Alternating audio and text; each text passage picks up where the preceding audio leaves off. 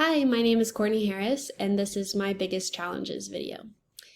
My biggest challenge is still the same challenge that I'm facing from my introduction video, which is learner feedback and receiving learner feedback. So currently my organization does not have a system or a process in place for learners to send their feedback to us to help us improve our instruction. With this learner feedback, I'm also kind of realizing that assessment data is not included in that either.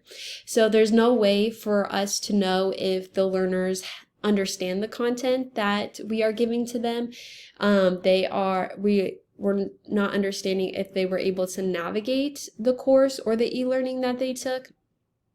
And we do not understand if they even enjoyed taking the e-learning that they took. So I feel like there's a lot of potential here. I do want to mention that my organization did have a process in place when I started working, but it was actually taken away just a couple months ago. So this is kind of like a new challenge that I think is going to be going forward, is figuring out how to make that process even smoother than it was previously, because I feel like that receiving that learner feedback is a huge component in helping us improve our instruction. For this issue or challenge, I found two ISTE standards. The first one is 2.1a, which is to set professional learning goals to explore and apply pedagogical approaches made possible by technology and reflect on their effectiveness. So when I go to implement a learner feedback process or a way of receiving assessment data, this is all going to be through technology.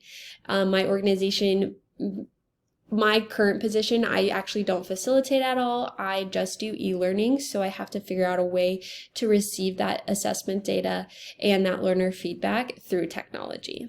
And so this is also kind of a professional goal that I'm setting for myself, and I will be able to utilize my team members to help me solve that.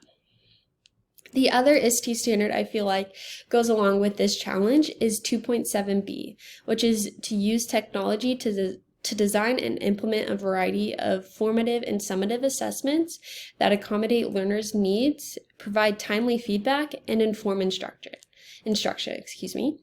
So going back to not receiving that, I'm not able to, accommodate those learner needs if I'm not even able to see what learners need to begin with. So not having that assessment data, I'm not seeing where learners are struggling or what questions they might have. So, and then even providing that feedback to learners, I'm not able to do that. My position, I will say, is a little unique because I could potentially have like thousands of learners take it, but there's still, I think, an opportunity to provide feedback because it can be automatically implemented into the e-learning. And then lastly is just to that inform instruction.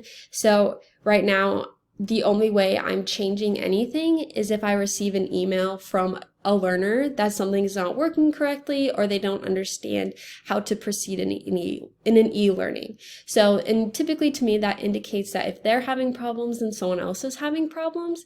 So I would just love a way for me to receive that information quickly, because it could be months before a learner decides to email me. So having a way for that learner to send feedback or for me to see where learners are getting stopped would be really helpful. After completing my program, I feel really confident in implementing solutions for this. I feel really confident in working with my colleagues to find something that utilizes technology that will meet the needs of the learners and meet the needs of us as instructors, so that way we are able to continue to improve our instruction, because those learners are really at the center of why we are doing things. And if they aren't understanding the instruction or getting what they want out of it, it's going to really hurt us. So I feel super confident now in implementing these issues. I really enjoyed working with all of you, and I wish you the best of luck.